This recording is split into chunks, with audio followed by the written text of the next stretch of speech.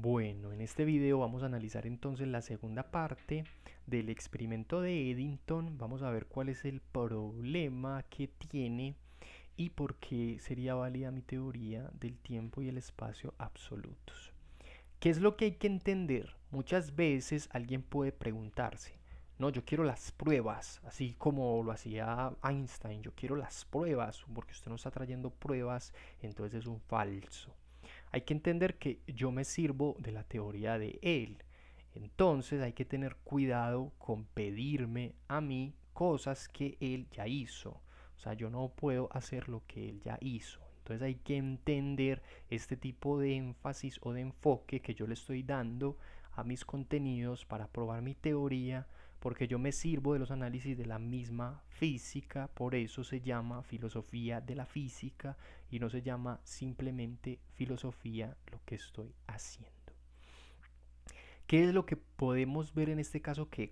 ¿Cómo sería la manera o cuál sería la manera que yo estoy empleando para demostrar mi teoría sirviéndome de estos mismos contenidos de la física?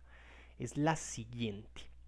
Lo que quiero que entiendas es que esta prueba que se utiliza en el experimento de Eddington es de una situación concreta, ¿cierto? Si tú analizas lo que implica ese experimento, no es que ellos empezaron a medir todo el universo y empezaron aquí y allá y allá. No. Este experimento es de una situación concreta del universo. Y a partir de esa situación concreta, esta se extiende al universal, ¿cierto? Eso quiere decir que las diferentes gravedades que pueden haber, pues van a pasar ciertos fenómenos con la luz implicada dependiendo de la gravedad que haya, y esto es lo que hace esta teoría. Entonces hay que partir de eso, de que hay que tener cuidado en la crítica que se va a realizar porque yo me estoy sirviendo de esta claridad teórica del mismo Einstein. Pero entonces, ¿cuál sería el problema? Que el problema que no captó es que al no haber concluido bien su propio hallazgo, aunque la teoría es válida, se necesita entonces una nueva teoría. ¿Por qué no concluyó bien el hallazgo aunque su teoría es válida? Porque no vio que todas estas diferencias que podríamos hacer para probar el experimento con situaciones análogas a este mismo caso, son diferencias o son situaciones relativas al universo. Es decir, que hacen parte del universo, de ese universo absoluto, general y universal. Es decir, el Sol comparte espacio con la Luna, pero también comparte espacio con otros soles que podríamos utilizar para hacer ejemplos análogos. Entonces, lo que te estoy subrayando acá es que esas diferencias, digamos, de experimentos que podríamos realizar son diferencias relativas a ese general universo. Es decir, este experimento fue una parte concreta, pero podríamos hacer otro, y otro, y otro. Y todos esos experimentos participan o son relativos a qué? Al universo, hacen parte del universo. Entonces, uno no puede simplemente decir que, por ejemplo, el espacio es relativo o el tiempo es relativo. No, son, digamos, universales, es decir, los diferentes planetas o la luz están en dónde? En el universo. Eso es lo que se pasa de largo, pero de manera intuitiva sí lo aprobamos. Es decir, de manera intuitiva todos sabemos que el universo es absoluto. Ah, existe el universo absoluto. Pero curiosamente, a la vez aprobamos esta teoría de la relatividad que nos está diciendo que el tiempo y el espacio no lo son. Entonces ahí caemos en una contradicción. De manera intuitiva decimos, el tiempo y el espacio son universales, pasan las cosas y hay fenómenos en el espacio absoluto, pero cuando miramos esta teoría lo que nos está diciendo es otra cosa, nos está diciendo, no, el tiempo y el espacio no son universales. Y si tú te pones a ver, ahí lo que no se asimila es que hay una contradicción que se sostiene incluso desde la opinión y que muchas personas no la asimilan. Dicen, ah, sí, el universo es absoluto, pero lo que dice esta persona a la vez es que las cosas son relativas y esas dos cosas son válidas. No, esas dos cosas, como es una contradicción, no caben dentro de lo mismo, sino que lo que hay que decir de manera apropiada es que todos reconocemos la universalidad, pues, del universo, pero hay diferencias en el universo. No es lo mismo la gravedad de una parte que la gravedad de otra parte que la gravedad de otra parte. ¿Qué mide esas diferencias? Cosas como las que teorizó este físico. Reitero, ¿qué mide esas diferencias entonces del universo absoluto?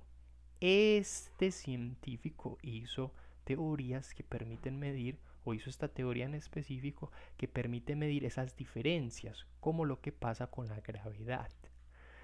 Pero son diferencias relativas a ese universo. Es decir, por ejemplo, yo soy parte del universo, pero yo no soy tú, ni yo soy tu hermana, así, cosas así. Pero hacemos parte del universo. Entonces podemos medir lo que pasa contigo y conmigo, aunque hayan diferencias, pero relativas.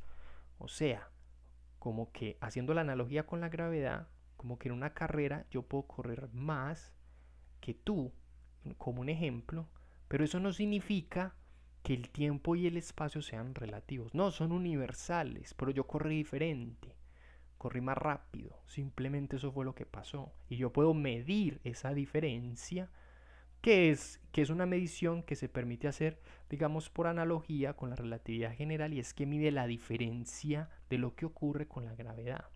Pero son diferencias relativas a los universales del tiempo y el espacio. Es decir, este ejemplo fue de una parte, digamos, del universo que se puede extender a nivel universal, pero es gracias a esa universalidad, gracias a que existe el universo, que podemos saber que aunque este fenómeno se analizó en una parte en concreta, si nosotros miramos otros sitios, gracias a estas fórmulas podemos entender cómo funcionaría un planeta con menor gravedad o un sol de menor gravedad con respecto a la luz, etcétera, y cómo funcionaría así con diferentes gravedades, gracias a esta teoría. Pero esa universalidad, o sea, extender esa universalidad, esa extensión de universalidad, se da o se permite porque en efecto existe ese espacio universal, ¿cierto? Y ese tiempo universal. Solamente que lo que entonces está cambiando es que hay diferencias relativas, que no es lo mismo lo que pasa en este experimento a que lo que pasaría en otro de mayor gravedad. No es lo mismo en cada uno de esos experimentos. Cambiarían y pueden ser medidos por esta teoría, pero esas diferencias hacen parte de ese universal, de ese tiempo y espacio, ya que todos esos planetas o todo lo que examinaríamos está en el universo mismo.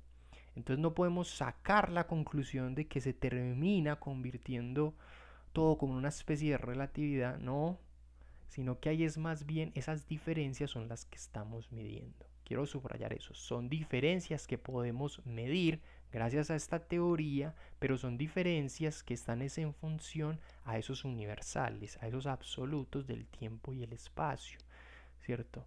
Entonces esto es lo que se tiene que subrayar, que ha sido el problema, que aunque mide las diferencias, no reconoce que son diferencias que se entienden gracias a que se dan en el universal del tiempo y el espacio. Gracias a que son diferentes, se reconocen como diferentes porque hay una igualdad, porque hay una situación absoluta. Esa situación absoluta es la del tiempo y el espacio, pero hay fenómenos diferentes y podemos medirlos con unos tiempos y unos espacios relativos, pero que eso no es lo mismo que decir que el tiempo y el espacio sean relativos, asunto falso. Hay que tener cuidado porque hay incluso un manejo de términos que genera también esta confusión y esta falsa creencia de que el tiempo y el espacio son supuestamente relativos.